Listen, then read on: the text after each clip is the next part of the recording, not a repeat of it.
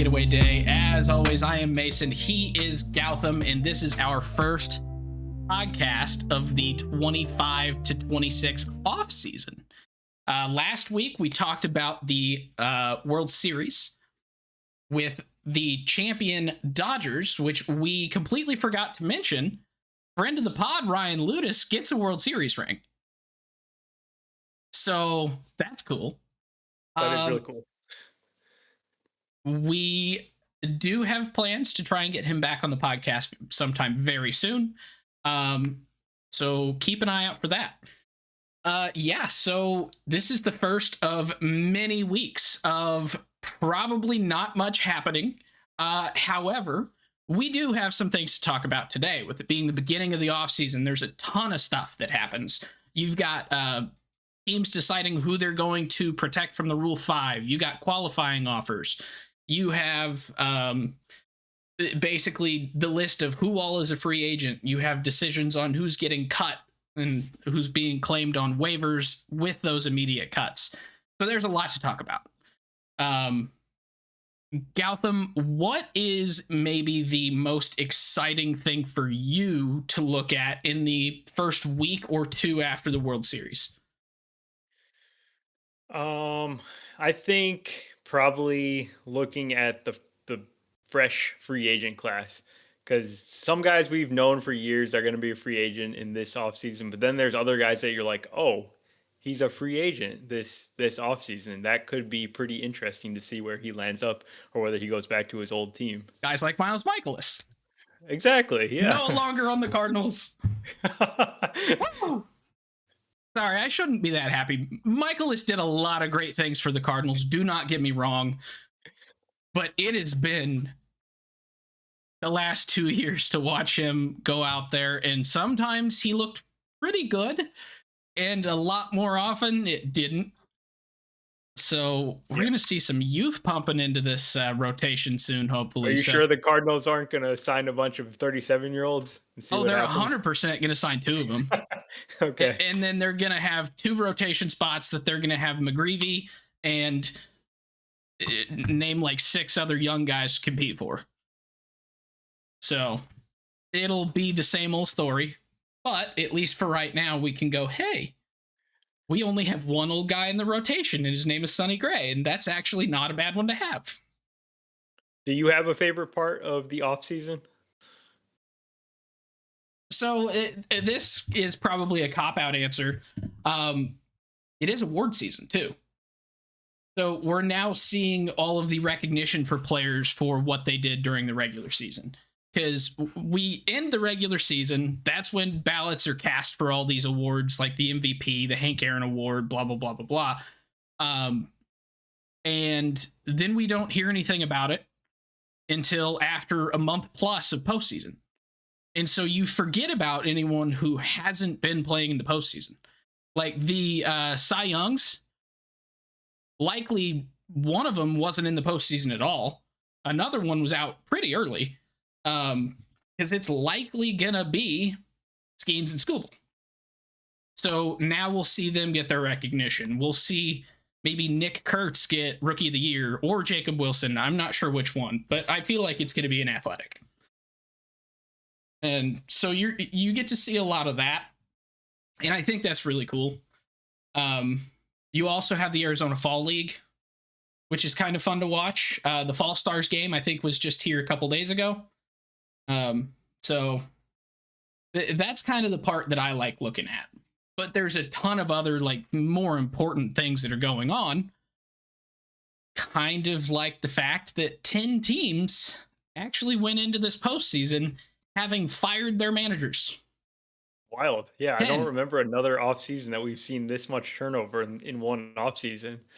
Gautam, toughest trivia question I have ever asked you, okay? Okay. How many teams are there in Major League Baseball? I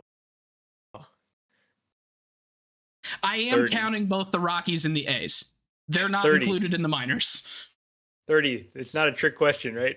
No, it is not a trick question. It is 30. We have 10 managerial openings coming into this offseason.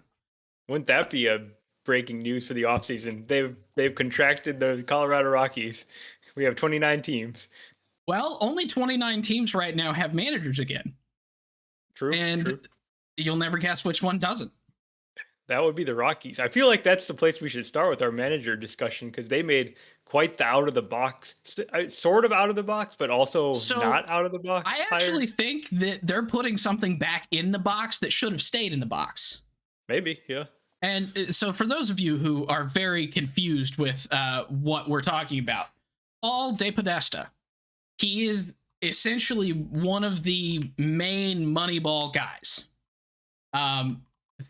If you think of the Brad Pitt movie, think Jonah Hill. That's Paul De Podesta. He was in the major leagues for years doing sabermetrics, analytics. He kind of developed the way that MLB teams think right now. He's And kind of like the then blueprint of like the executives that are across a lot of the teams today. And he was like one of the early ones and started really young, kind of worked his way up with Cleveland, then was with the A's, and he was also the GM of the Dodgers. And then I think there were a couple other teams in there too. So he but has a lot then of baseball experience up to 2010, I believe. when the Cleveland Browns wanted to take his analytical thinking and try and turn that franchise around. Now, that same thinking didn't exactly work well in the NFL. He was kind of, I think, rumored to be back or coming back to MLB for a couple of years now, and it just never happened.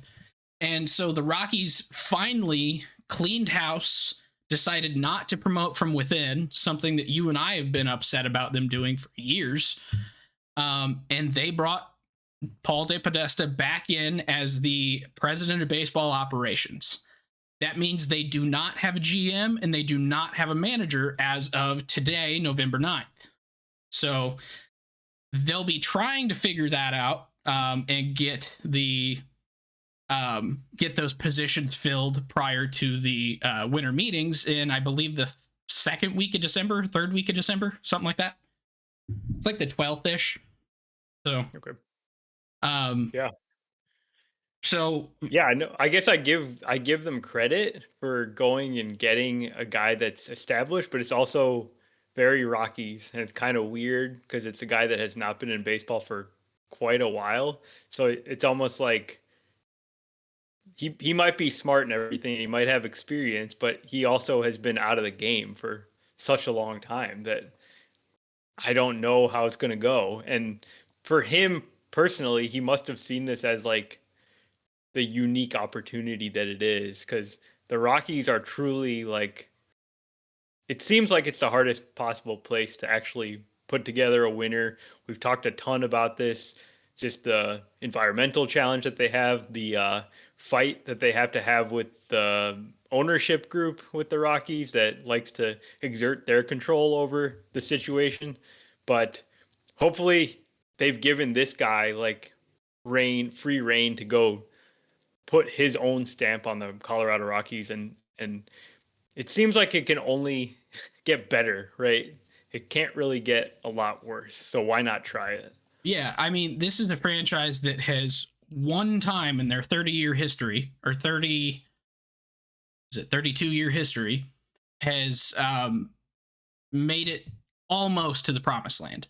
They made it to the World Series in 2008. 2007. No, 2007. Sorry, you're right. 2007, where they got swept by the Red Sox. And since then, it has been just a constant state of, I don't want to say just an abyss, because they had some okay, good, not great seasons in there behind guys like Tulowitzki, Arenado, bringing in Justin Morneau and him having a batting champion there. And like they've had some good seasons, but just recently it's completely fallen off the cliff. And if they're going to get out of this hole and make this franchise actually relevant and not the laughing stock of the league, then they needed to do something bold. And what could be more bold than bringing back the guy that invented Moneyball? About 25 years later. But, you know. We need Moneyball 2.0 now, I guess. Yeah. So I am going to be interested to see what he focuses on, because one, is he going to also act as the GM, or is he going to be or to hire a GM? If he, I think it would be insane to not bring in somebody that's been working in the game as his GM. Like, get some guy with some more like relevance to today, right? yeah, you would think. Now, if he does that, what's the famous line from the movie Moneyball? Why do we want Uh, him? he gets on base. There you go. That I do think that could actually help here. I was thinking about this yesterday, and about the Rockies specifically.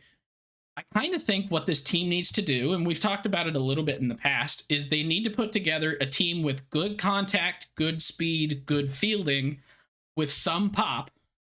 That pop is going to carry at home games. Then you bring in a bunch of guys who can change speeds on their pitches, but they don't rely on heavy movement, because speed doesn't change with elevation very much. Spin does. So if you could build a team around those two things, kind of Guardian style, I think you'll succeed. Or you'll succeed to the best of your ability in that specific set of parameters that you have to deal with. So I would be curious if that ends up being something that he goes after, or what his thinking is. Because I'm just an idiot with the microphone. I don't actually know how this works. Yeah, I think it's just, I doubt it's that simple. It would be cool if it was, and Yeah. they went and executed the plan like that. But it's like, in my eyes, it's just like such a interesting trial ground. He can go try a bunch of strategies. That's what I would do. Like, maybe you won't figure it out right away. Your first strategy might not work, but you got to be able to pivot and change it up. And I feel like the Rockies of the last like 5+ years, they have not done that. They haven't been doing anything. They just do exactly the same thing every year, and it doesn't really work. And then they're surprised, and that's Yeah. insane, right? And let's try something new, Yeah. whatever it may be. I agree. So we'll keep an eye out on that one, because that's a pretty big managerial opening, a pretty big change, and they just drafted Ethan Holiday this year, who is kind of the biggest prospect that they've had in a long time, at least as far as hype. So there's a lot of things that are pressing in the very near term for them that I think this managerial hire will tell us a lot about. So now there's 9 other teams that needed managers this offseason.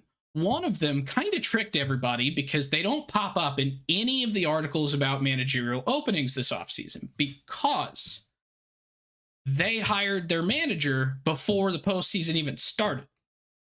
First day of the postseason, the Pittsburgh Pirates actually removed the interim label from Don Kelly's title.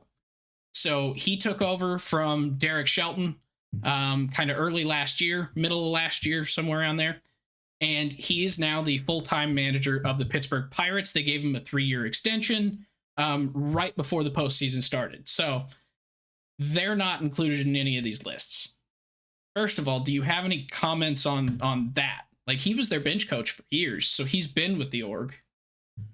Yeah, I think they played better under Don Kelly than they did Derek Shelton. I don't know if it's necessarily Don Kelly's fault or like credit to him for doing that, but that's the reason he got the job, right? Because they played better down the stretch. They like showed some improvement versus what they had done under Shelton, and then yeah, I think he's been a guy that's been rumored in like other managerial hiring cycles before, so it made sense that he was going to get a full-time job, and he gets it with the team he was already with. Yeah. So then we get to our list of teams that came into October without a manager.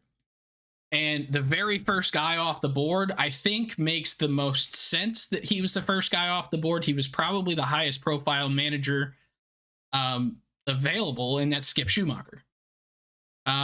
He originally was the bench coach for the Padres and then hired as the manager under Kim Ng for the Marlins. Had kind of a falling out with them, had a season away from managing, and now the Rangers signed him. Bruce Bochy, I believe, retired, correct? He did retire, yep. So, which he's getting a special advisor role in the Giants organization. So, like, he's retired, but he's retired from managing. He's still in the game. He's back with the team that he made his name with for the most part. But Schumacher's coming in to take over the Rangers, and I love that hire. I think him and Chris Young, to me, they kind of have that same mindset of just they're very knowledgeable young baseball guys trying to do things a new way. They're able to I guess communicate with those younger players a little bit better. And this is a young Rangers team, so I think this is a really good signing. The Rangers should be very happy with Skip. So, yeah, no comment for me. I agree. Cool. What do you think of Craig Stammen and Kurt Suzuki? Because those ones just kind of came out of nowhere, and those are two players that have really not been retired for very long at all. I think Stammen's been retired for maybe like 2 or 3 years. Kurt Suzuki, same thing with him. And I don't think either of them have any managerial experience of any kind at any level. They do not. So it's just interesting. I feel more confident that Suzuki will be able to just kind of plug in and not have as steep of a learning curve just because of the position that he played. Catcher.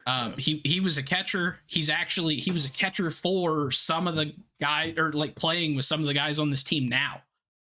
So like he's familiar enough with the team. It's kind of like when the Cubs hired David Ross. Like David Ross didn't do a poor job at all.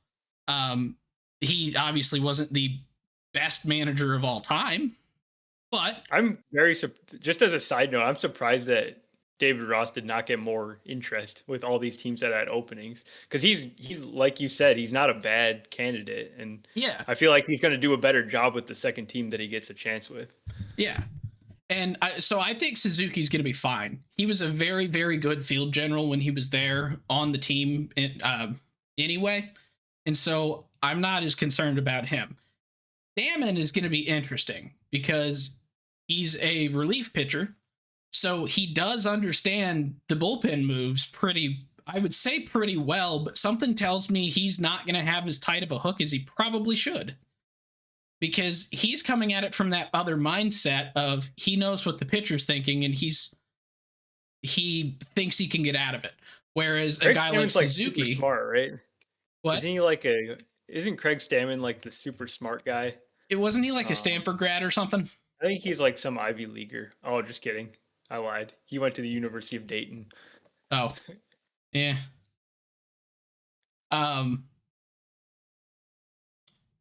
But yeah, I think Craig Stammen is going to be a little bit of an interesting hire. I actually didn't realize Mike Schilt was not coming back. Yeah, so with the Mike Schilt, he kind of explained it. He basically said that the job was just taking such a toll on him, both mentally and physically, to the point where he's decided to retire. Okay. So, because that makes sense. He actually he had 2 years left on his deal, like going into 26. So it was totally unexpected that happened. Gotcha. Well, Stammen actually had 2 other guys that he was interviewing against, or a finalist against. Both of them recent major leaguers with no managerial experience. Do you know who they are? One was Albert Pujols, I'm pretty sure. One was Albert Pujols. The other one, also a former Padre, Nick Hundley. Oh, okay. Yeah, and the really interesting thing about Stammen is that he's been working with AJ Preller in the front office for like the last year or so. So he was actually part of the interviews. He interviewed some candidates for the job he ended up getting. So maybe he saw how Albert Pujols and Nick Huntley were doing in their interviews, and he said, I can do this job. I can do this job better than they can." Yeah, and maybe that front office experience over the last year will actually do him a lot of good. Because I didn't Well, for realize he me, was. yeah, and I think he probably has a really good relationship with AJ Preller, and that's why AJ Preller wants him to work with, because AJ Preller's had so many managers now, and he keeps firing them. So probably having a guy that uh, has a good relationship with him is for the best. Who knows how long that will last, but Yeah. he's tried like every different type of manager, right? He's tried like Jace Tingler, and there was that other guy, Andy Green first, and then Schilt, and there was one other guy too. I mean, there's been a There were ton of like three or managers now. four other guys. I I don't can't know even about that. remember who they all were. Yeah. Um, but yeah, so I this will be interesting to see how it goes. Those Hunley being a finalist as well, and Pujols being a finalist makes sense to me. Like he's been expressing that he wants to manage a team, and he's been in those rumor mills for basically since he retired.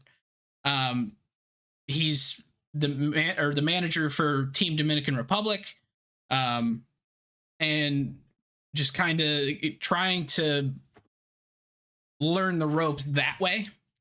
Um, but yeah, those other two, like Stammen and Hunley, I didn't even think were interested in managing. So seeing them as finalists with Pujols and Pujols not getting hired kind of makes me think maybe Pujols is not going to be a great manager for one. That doesn't to be honest, that doesn't surprise me. I feel like, how many times have we seen a star player become a star manager? Like, I can't really think of any.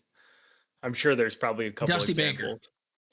Dusty Baker, he was a pretty good player. Yeah. he invented the high five. How much bigger of a star can you be? But it's generally like the guy that's a catcher, or a guy that's like a kind of a role player that sees like the bottom of the roster, that is not like the star of the team. I, I They actually see like, I actually do have an answer for you that I think is gonna get maybe a little bit of a. Are you sure? Don Mattingly. Mattingly did a very good job with the Dodgers. He did not get yeah, fired for having a poor season or anything like that. Like they were a 92 win team whenever he got fired. that's true. Yeah.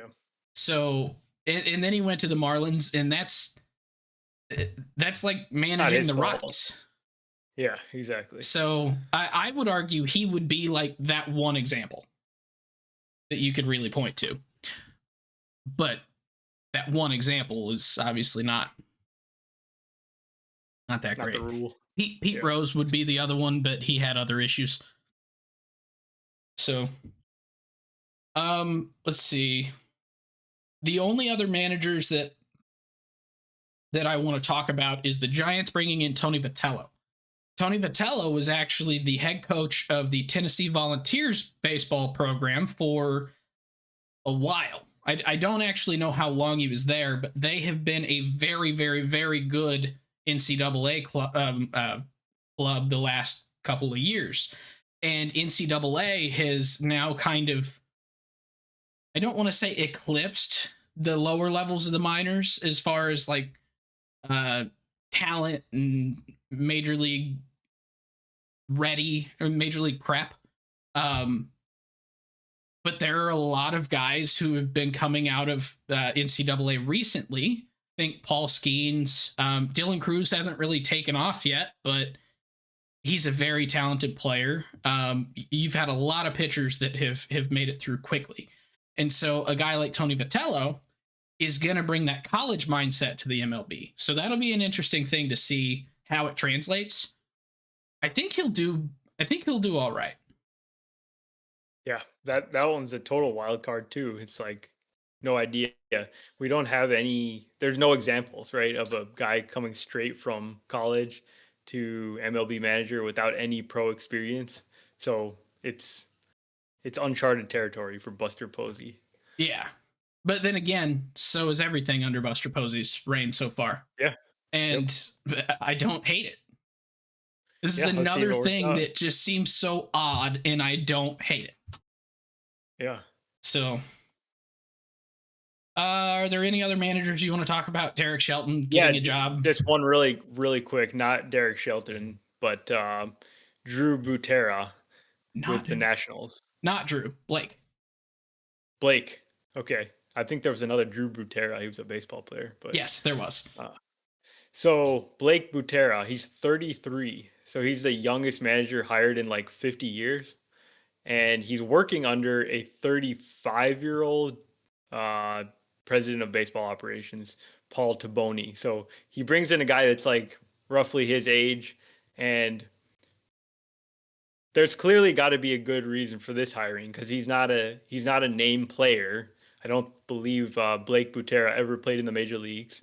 He kind of reached his peak somewhere in the minors and then basically transitioned into managing, and he's been doing that for a little while. And in my opinion, you don't need to be a player, you don't need to have the experience if you can do things like show your leadership, command the room, and gain the respect of major league players. You can do that without being a um, former major leaguer. Like look at Mike Schilt. He did a great job of that. Well, Blake Butera Um, was with the Rays, wasn't he? yeah, he was managing in the race system. Yeah, Oh, I thought he was a player in their system. no, Okay. My he bad. was managing in the minor leagues. But yeah, I think he's going to be the perfect guy potentially for this Nationals team that has so many young players. He clearly, um, I think that will be better than having like Dave Martinez. Yeah. Who's the oldest player on this Nats team that you could think of? For me, it's Uh, CJ Abrams. Actually, no, he's super it's young. He's like 25. yeah, I know. No, it's probably the catcher from the Dodgers system. What's his name? Ruiz. Yeah, Kabert. There we go. Yeah. Kabert's probably the oldest guy in the club. Yeah, that's absurd. So Yeah. it's okay that they have a really young 33-year-old manager because all their players are like 22. Okay, so is he going to endear himself to the team by walking into the clubhouse in the first day of team or of players reporting and just going 6'7"? Yeah, that would be ideal. I think he's gonna do it, and I think it'll work. It's gonna work. They're So, gonna win the World Series next year. oh, 100%. All right. So I think let's switch gears just a little bit. I'm gonna hit you with a real quick news headline, and Okay. then we're gonna talk about qualifying offers. Okay. All right. Sounds So Emmanuel Clase and Luis L. Ortiz have both been indicted on counts of, let's see, wire fraud conspiracy, honest services wire fraud conspiracy, and conspiracy to influence sporting contests by bribery, and money laundering. So they've been indicted on 4 different charges. Luis L. Ortiz is in custody. Emmanuel Clase is not yet. And they face up to 65 years in prison if convicted of all charges for essentially throwing games going back as far as 2023. So that whole MLB just quietly removed them from well, they didn't really quietly remove them, but they just removed them from the teams and then didn't say anything for a long time. Well, this has been a very long ongoing investigation with the police involved and everything. So these guys are never going to pitch in the major leagues again, even if they're found to be innocent. But based on what I'm seeing so far, that's not likely that they'll be innocent on all counts. So, yeah. Yeah, this is a big one. This is like, I mean, this is the worst player betting scandal since Pete Rose, right? Because it's like players that were involved in betting basically on their own games, and that we haven't seen. We saw that Tucupita Marcano and then some of those other minor league guys that had bet on like other games, which is bad in itself. But these were, um, you know, giving folks insider information on games they were involved in Yeah, and plays they were involved in. and from what I've seen, they haven't actually bet on games themselves. Right. They were taking money to throw intentional balls. So just like one pitch in an at bat. If they throw a ball on that count or that pitch in that count, then they each got, in one case, $5,000. In another case, it was $7,000. Like, it's one pitch to make a substantial amount of money. And so it's one of those that it seems like they're not really doing that much, but it's fixing games still. And it's cheating, essentially, in betting, which they're not supposed to be involved in the slightest. So, yeah. And it's absurd. Like, it's just so stupid, especially, I mean, I won't even like differentiate. It's so stupid though for Clase. He's made like $13 million in his career, and he was getting a few extra $1,000 for this. And he was about to get paid big time because he's been the best reliever of baseball for years.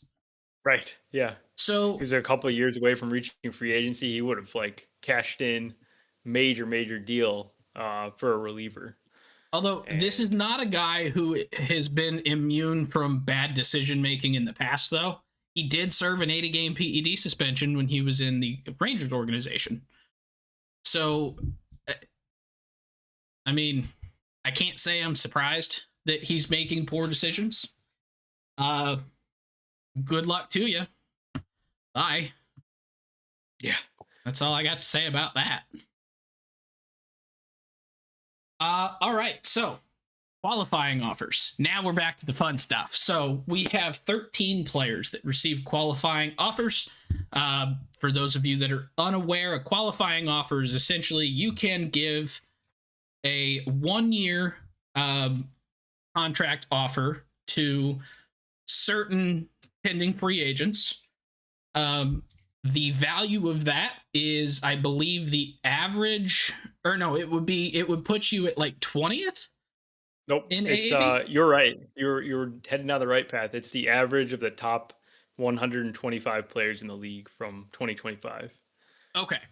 So this year's qualifying offer, $22.025 million.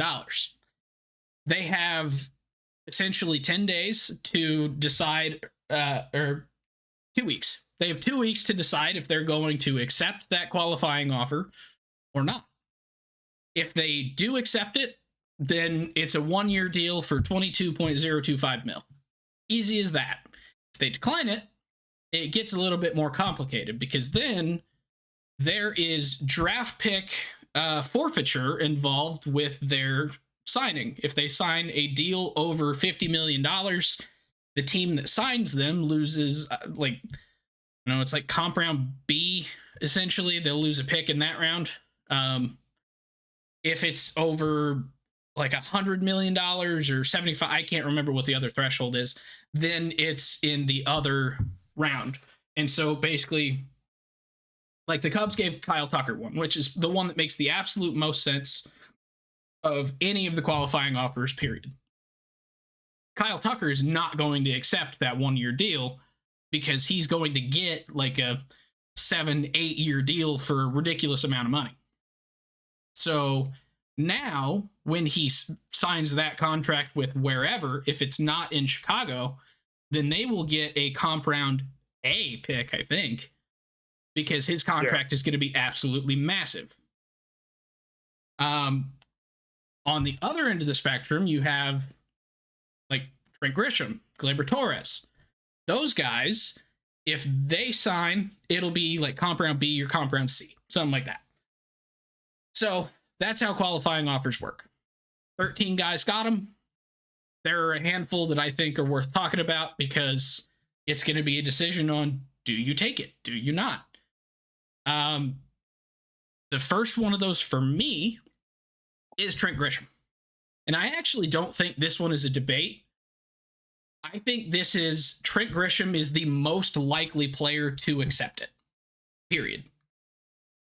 So obviously he's played 6 years in the majors. That's why he is a free agent now. He in San Diego, 2020, 2.4 WAR. 2021, 2.6 WAR. 1.7, 1.7. His first year in New York, he did not play very well in about half a season, got about half a WAR, and then had a career year this year, hitting 34 home runs, putting up 3.2 WAR, and essentially being one of the most reliable guys in their outfield. So they extend him a qualifying offer, but not Cody Bellinger. Cody Bellinger was not eligible for a qualifying offer because he had one before. It. Correct, yeah. Okay, that makes sense. But yeah, so they gave it to him. Well, he's only ever made $5 million in a season. I don't think Trent Grisham is going to get a 20 mil AAV. I think he's more of like a 15 mil AAV guy. And so a 1 year big value deal kind of seems like a no-brainer for him to take it, doesn't it? Yeah, I wanted to point out one thing about Grisham that I thought was interesting about his season. So you mentioned the career year. That's very clear and obvious when you just go spend a minute on his stats page. But the thing that was always Trent Grisham's calling card was his defense. He was a great defender, and that's what helped him stick on rosters basically because he was a great center fielder. This year, 2025, he was like the worst defender he's ever been. So it was like he gave up all that defense. And if he had had this type of platform season, but he still had the great center field defense, then I would say maybe he would be a guy that could command 20 plus million AAV, because how many other guys in the league are like hitting 34 home runs and then play plus center field defense? There's like almost nobody out there. But the fact that his defense fell off, I kind of agree that it doesn't seem like teams are going to be very wary of signing this guy because he just had like a one-off season. His defense seems to be slipping. It's like, well, we'd be paying for like this career season. It doesn't feel real. The other thing that doesn't feel real to me is this year his quality of contact was so much better than any other season that he's played. He averaged 91 mile an hour exit velocity this year, when I think 88, 89 was his average before that. Like, that's a massive bump. He's a lefty playing in Yankee Stadium, so you would think, oh, he probably hit most of his home runs at home. It's actually not the case. He hit 21 home runs on the road versus only 13 in Yankee Stadium. So that's odd. Yeah. So you would think that short porch was the reason for that.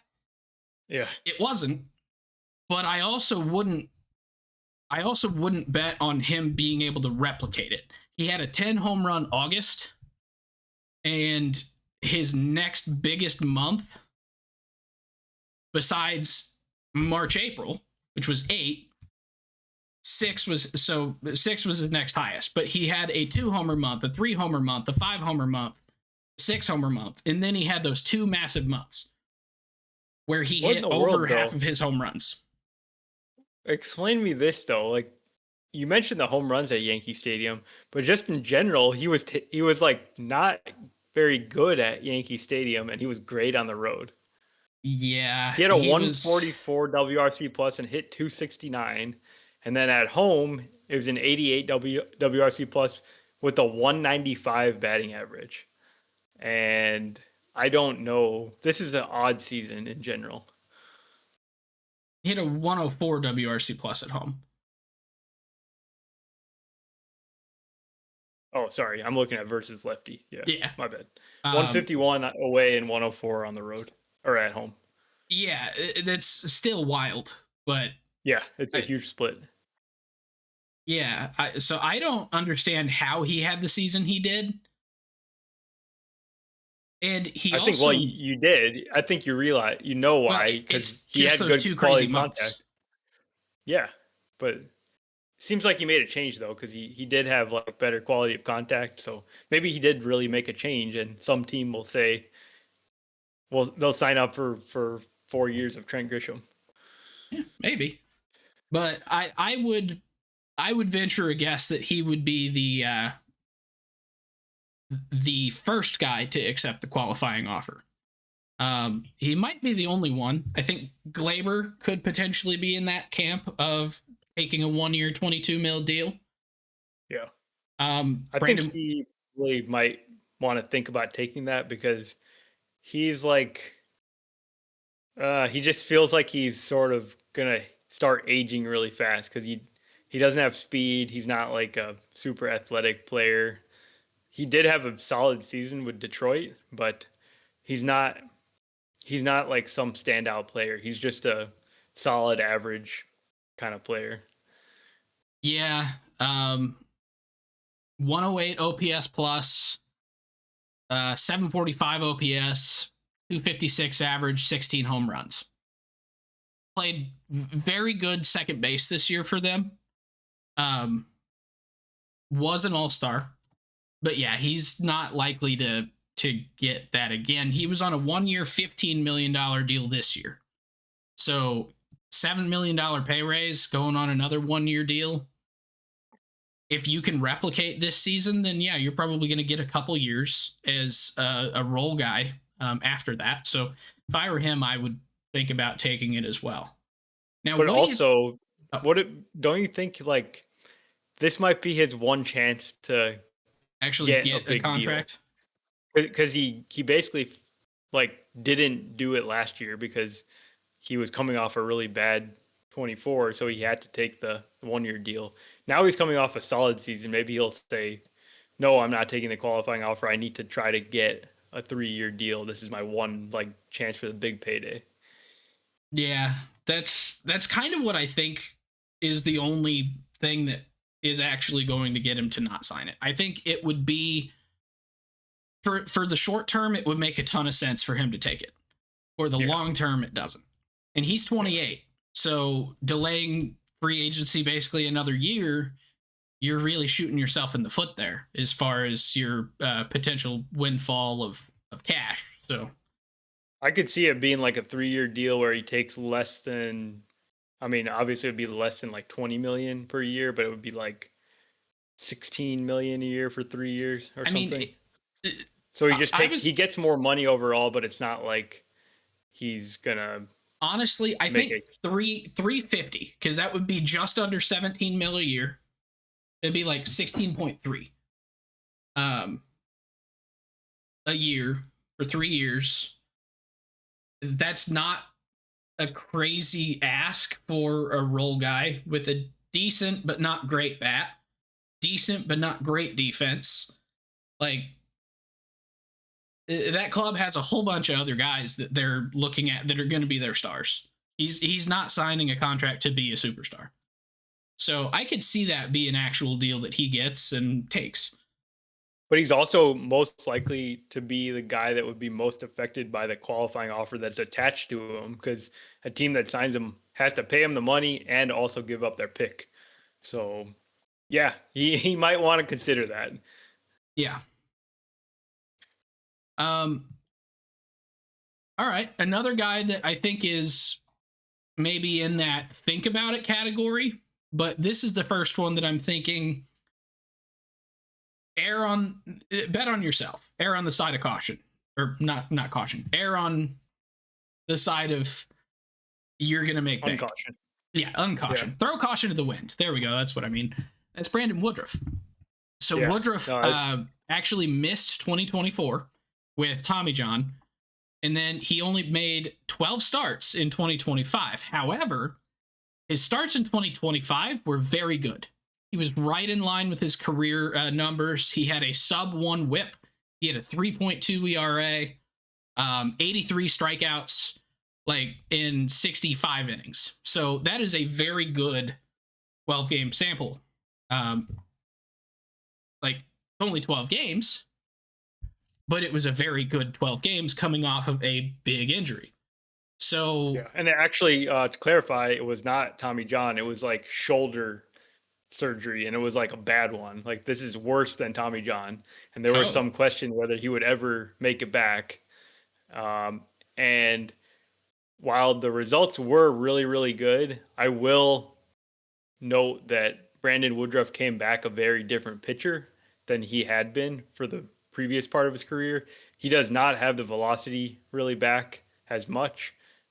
He's throwing like more pitches to basically find a new way to get hitters out. And early returns are, yeah, it's working. He's going to be good. And I kind of agree. Like, you want to bet on Brandon Woodruff. Like, if you go back and look at his career, he's been a fantastic, fantastic pitcher. yeah. So you want to bet on this guy to like figure it out, even if he doesn't have exactly what he had before the injury. I think. Do you know what his career earnings are to this point? Through 1, 2, 3, 4, 5, 6, 7 seasons? Like, how many dollars he's actually been paid. Mm-hmm. Not including the $10 million buyout. Okay. I'll say 30 million. That is exactly right. 29.486 million. Wow, So great guess. he would almost double his career earnings in one season by picking up the qualifying offer, which he had a mutual option for next season that was actually 20 mil. So he declined it. Because why would the Brewers go out and decline a mutual option of less money to then give him a qualifying offer? Right. So, Yeah, but this is also another case where he has a way better track record than Gleyber Torres, and he also has not hit that payday. Seems like this is it, right? He's got to take and go for it now. well, and pitchers don't have nearly as bad of an aging curve as hitters do. Like, they change, but this is something we talk about all the time. Like, every great pitcher has essentially two careers. They have their young fireballer just blowing the doors off everybody, or like very hard sliders, yada yada yada. And then they hit the point where they're not effective. They change how they pitch, and then they can sit there and just dot you left and right. Change speeds. I thought you were going to go in a different direction. I thought you were going to say pre Tommy John surgery, post Tommy John surgery. Well, that too. Yeah. Although anymore, Tommy John is before you even make it to the majors. Yeah, that's true. So, unless you're Ohtani. Yeah. But yeah, so I would bet that there's a couple more good Brandon Woodruff years in there. I would sign him to a 3-year deal. He's going into his age 33 season. He's still relatively young for a starting pitcher. Like, right. I think there's one other like scenario that we haven't laid out here, and that's that the team can kind of agree to a contract like with their guy. I think before the qualifying offers due. So like the Brewers could sign Brandon Woodruff to like a 2 or 3 year deal. Well, I could see that actually happening. I don't think it. I think it's just until they sign elsewhere. Like, if he doesn't accept the qualifying offer, I mean, they're not going to get a pick for signing their own guy back, but they can sign him back at any point. Right. So I'm just, I guess, more like they're kind of incentivized to get that deal done now before any other team has a chance to talk to him. Yeah, 100%. But yeah, he'll be, I think, the most interesting guy out of the qualifying offers here. There's guys that got qualifying offers that are going to be like big payday free agent guys. Your Kyle Tucker. Yep. Your I'm not sure where he's going to fit is as far as like massive contract. But Kyle Schwarber is a big free agent right now. He's got a massive amount of power still. Bo Bichette, Framber Valdez, Dylan Cease, 35-year-old Ranger Suarez, Edwin Diaz. Yeah.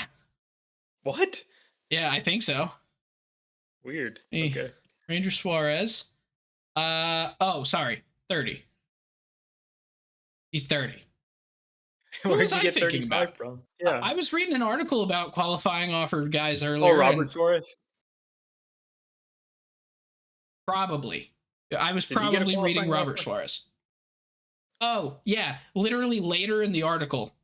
Among the notable free agents who did not receive a qualifying offer, Robert Suarez, who will be 35 next year. Yeah. My bad. Reasonable. I give you a pass. Yeah. Yeah. The same article. So that's not just me mixing up names this time. Edwin Diaz. 22 mil. But yeah, I think he's going for the years though. You're right on what you were saying earlier. I don't remember if we were recording that part yet or if that was before. I don't think so. Okay. But yeah, basically Edwin Diaz has been making 21.5 for the last couple of years, so it's not really that big of a pay raise, but he's probably going to want multiple years. Be interesting to see if the Mets once again pony up, because they paid a lot to sign him to the big deal 3 years ago, and then I don't know if they're happy like with what they got out of it or not. Probably not. I mean, 1 year he literally missed the entire year with the torn ACL, and then he had a kind of bad 2024, and then he was really good again last year. So kind of mixed results, and it seemed like a crazy amount of money to give to a relief pitcher, but who else really would command that type of deal that's a reliever other than Clase? I was going to say, if you would have asked me 6 months ago, I'd have an answer for you. Yeah. Yeah, no, so he's now hands down the best relief pitcher available. Yeah. So we'll see where that goes.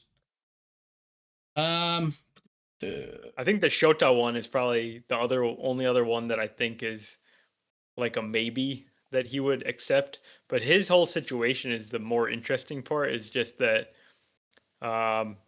he's been pitching for the Cubs for the last 2 years, and then the Cubs held a club option to tack on 3 more years to his deal that was worth like $57 million for the 3 years. They declined it, which kicked it over to a player option for 15 million for 2026, which Shota declined, which made him a free agent. And then the Cubs have extended this qualifying offer for the 22.0 million. And I don't know, it seems like he's another one that's going to be really hindered in free agency with that qualifying offer attached to him. So he's not in the best spot coming off kind of a rocky second season with the Cubs. If you had asked me in like May of this season, or even later than that, I would have said no brainer. The Cubs picked this one up. $57 million for like a really good pitcher that finished top 10 in Cy Young in 2024. Seems like top not really a decision. Top 5 in Cy Young, and he didn't really follow it up with the best season. And he is now going to be... He's going into his age 32 season. Right. So I actually don't quite understand not picking up that 3 years, because his Rocky season was not a bad season. 145 innings of 3.73 ERA, sub 1 WHIP. His FIP was pretty bad though. It was 486. So like there are signs there of cracks in the armor for sure. He gave up 31 home runs in 25 games.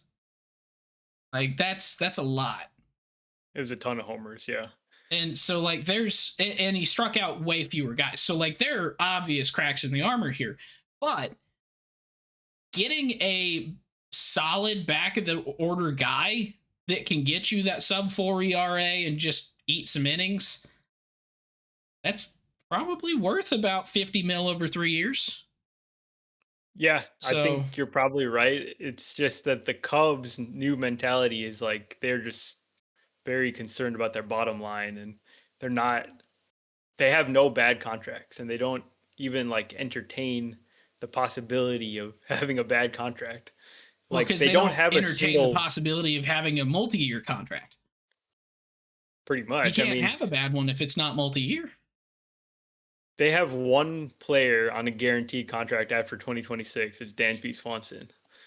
Every other player is pre-arb or arb, or their contract will be expired heading into 2027. I bet you they're regretting the Dansby contract too.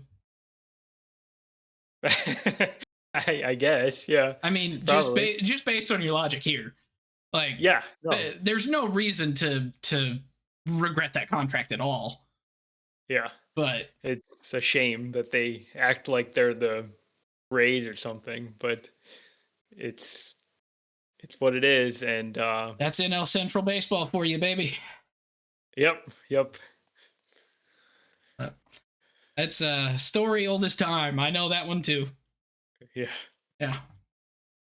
All right, so let's just talk about some of the big free agents then, because those qualifying offers are all guys that are becoming free agents. There's a ton of guys that didn't get qualifying offers that are also big free agents. From this year, some of the top guys here, as far as 2025 WAR, Kyle Schwarber tops the list. He had a 5 WAR season at age 33, DHing for the Phils. He's now a free agent. He is a cult hero in Philly. I feel like if they don't re-sign him, there's going to be some angry fans out there in Philly. No question. Yeah. But do we want to save this for next week? Possibly. Yeah, possibly. Should we could do a quick overview on like the whole free agent class? Like, what do you think of the free agent class as a whole? Do you think it's good? Do you think it's bad? Do you think it's average? I think it's old. I think that's the way to describe this free agency, because there is one notable player under the age of, two notable players under the age of 30. That is Tucker it. Kyle Bichette. Tucker, Bo Bichette. Yeah. The rest of the top guys, 33, 30, 30, 32, 34, 31, 32. Like, this is an aged class. And then you throw in the fact that both Max Scherzer and Justin Verlander are on the market again. Yeah. Like, Justin Verlander is 43 years old. He has 20 years of service time. And he is back on the market, not retiring. Does he get like a double pension for that? I would assume so. Okay. He's coming off a 1-year, $15 million deal, put up 2 WAR. He really didn't make a ton of progress towards some of the marks that he was trying to reach. So yeah, I think the old comment, like I get where you're coming from, but I also don't think it's like too different from a lot of other years. When we have the under 30 free agents, that's the rarity. Those are the special players, because that means they would have had to debut basically between 21 and 23, and they would have never got sent down to the minors, so they were able to collect all their service time, and those are like the elite superstar guys, and that's what you see with like Bichette and Tucker. There's only a couple of those guys in every class. But I don't think overall even it's like too guys bad. like guys under 32 even is not that many. Most guys are in their mid to late 30s. Yeah. Like there are more guys here 35 plus than 32 and under in I just think the it's top just 50. more like in my view, just that free agency is just messed up, and we shouldn't have so many old free agents because they should be able to reach the free agency mark like more when they're in the prime of their career, not like at the end of it. Yeah. We do have one guy in the top 50 that has actually already signed a contract. Oh, really? Uh-huh. Who's that? He is a American League Central catcher. Hedges. Re-signed what? Hedges. It is Hedges. 1 year, $4 million. Back to the How is he a Guardians. top 50 free agent? He is number 45. I would Or have put sorry, him at 40, 692. 46. Okay. So he had 1.2 WAR. To get into the top 50, you just barely have to crack one WAR. Yeah. So I guess for your old comment, that makes our international potential signees all the more interesting with Munetaka Munetaka Murakami, Murakami. He's 25 26-year-old. years old. And also, I don't remember his first name, something Imai, 27-year-old pitcher from Japan who's kind of an ace. Isn't there a big Korean pitcher coming over too? Not that I know of. I don't think he's posted yet, but I thought there was a big Korean pitcher coming over. Yeah, I'll have to look that up. But just to your Austin Hedges being a top 50 guy, guys that are in the top 50 but behind Hedges, Mike Soroka, Miguel Andujar, Steven Matz, Caleb Thielbar. Okay. This is not a high talent free agent class. Like there's I guess I feel like it is. I feel like it's still got top players. Like name some of the guys from the top of the list. Like you're from going the top of you're the going list. deep. Yeah. So in the top 10, you have Pete Alonso, Eugenio Suarez, Bo Bichette, Framber Valdez, Ranger Suarez, Kyle Tucker, Cody Bellinger, Kyle Schwarber, Alex Bregman, and Dylan Cease. Yeah. But then immediately after Dylan Cease, then you get to that Harrison Bader, Josh Naylor, Merrill Kelly. Like you have 10 very good free agents. And then you have a bunch of role players that are very good. Don't get me wrong. But I guess I look at it and I don't see too many of these guys getting anything past maybe a 2 or 3 year deal. Like, even out of the top, like, I don't think Gino's going to get a very long contract. I don't think Bellinger's going to get a long contract. I think he's going to be one of these guys that rides out the rest of his career on shorter term deals with higher AAV, and as soon as he falls off a cliff again, then he's basically donezo. So it feels like a weird free agent class to me. Like, I don't look at it and feel like I know what anybody's gonna get. Like, now I'm not even certain that Kyle Tucker is like, he should be a $300 million guy. Yeah. But with all the freak injuries that he keeps getting, like, at what point are people going to go, yeah, they're freak injuries, but you've had 30 of them? So it just, the only guy that I am confident in is Bo Bichette.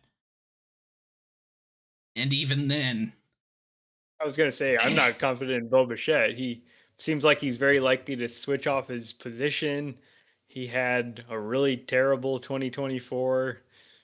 He had more injuries this year. So to the point where he couldn't hardly move. He was a station to station guy. Great bat still. But I'll save that for next week, but I have more thoughts on him. We can go deep on these players later. Last thing I want to talk about is the Gold Gloves, because they came out this past week along with the Platinum Gloves, which I actually don't have who got the Platinum Gloves up here. I think it was Tatis, but I don't know who won AL. Bobby Witt. Bobby Witt. Yeah, Tatis and Bobby Witt. But so I'm just going to read off the Gold Gloves. You tell me to stop if you think of a guy you want to actually say something about. Deal?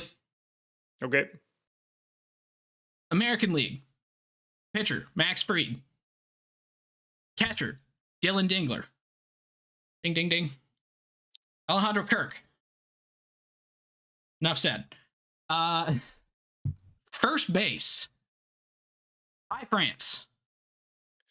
That one surprised me, and I saw the metrics are really good, but everything I've ever known about Ty France is he's not a good defender. So either he got way better, or they have no other like guys to win this award. He didn't play first base for the last third of the season after he got traded to Toronto. He was a bench guy. Yeah. So I guess I don't get that one. Like, pick a dude who was at least the full season first baseman. There's not a lot of choices, that tells me. There were some, though. Like, Vladdy is still a decent first baseman. You still have, give Paul Goldschmidt another one. Yeah, give him one in the American League. So. Make it fun. Second base, Marcus Semien. Third base, Maikel Garcia. Shortstop, Bobby Witt Jr. Left field, Stephen Kwan. Center field, Ceddanne Rafaela. Right field, Wilyer Abreu. Utility, Mauricio Dubon. And the Team Gold Glove Award went to the Tejas Rangers.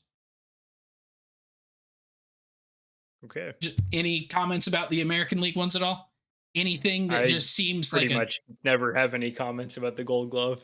I didn't think so.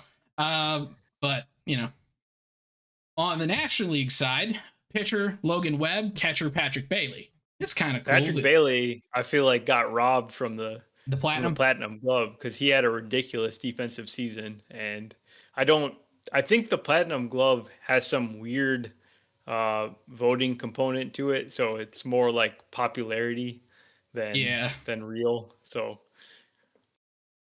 first base, Matt Olson. And then the rest of the infield is all NL Central. We have Nico at second, Ke'Bryan Hayes at third, and Mason Wynn at short. Then the Cubs take a majority of the outfield, with left field being Happ, center being PCA, and right field being Tatis. And then the utility guy from Miami, Javier Sanoja. Then with three guys with the individual Gold Gloves, the Cubs also take the Team Gold Glove. So I'm a little bit surprised to not see more NL Central here, just based on kind of the Cardinals and Cubs just together were both incredible defensive teams this year. That's kind of what they were. The Brewers are very good too. Yeah. And so them not having one at all seems kind of wild. But I mean, you can't really argue with many of these in the National League side either. So yeah. I feel like the way it's done now, there's less opportunities for like randos to win. Wasn't there the one where Rafael Palmeiro won the first base Gold Glove and he like DH'd the entire season or something? I think so. Yeah. So now that they have like a defensive metric component and then also voting, I think they're generally getting these right, or pretty close to right. I think Ty France is just the weirdest one to me. I think it's just like that position is not a strong defensive position. And if France rated out good, like whatever, give it to him. Yeah. I also didn't think Dingler rated out as the best catcher, though, like at all. Oh, I don't know. I thought he was like good, not great defensively. Oh well. Yeah. So that's the Gold Gloves. I think we'll probably have some more fun awards here soon with the MVP, the Rookie of the Year, the Comeback Player of the Year, all that good stuff. So we will be back here very soon with another episode. So thank you guys very much, and we will see you next time. If you enjoy the podcast, please subscribe on your favorite podcasting app or YouTube to make sure you don't miss any future episodes.